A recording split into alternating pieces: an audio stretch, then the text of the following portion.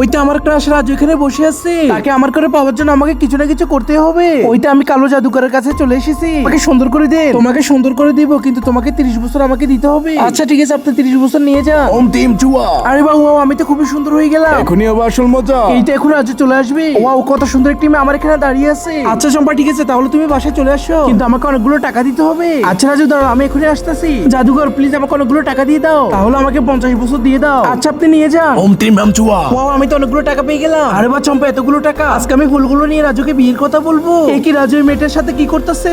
আজকে যারা আল্লাহর এই সুন্দর ছবিটি দেখে ভিডিওর মধ্যে একটি লাইক করে চ্যানেলটিকে সাবস্ক্রাইব করে দিবে, আল্লাহ যেন তার প্রাণ প্রিয় মা বাবাকে জীবনে একবার হলেও কাবা ঘরে গিয়ে হজ করার তৌফিক দান করে। সবাই কমেন্টের মধ্যে আমিন লিখে যাবেন। রাজু আমাকে ধোঁকা দিয়েছে, আমি রাজুকে ছাড়বো না। এখন আমি কালো জাদুকরটির কাছে চলে যাব।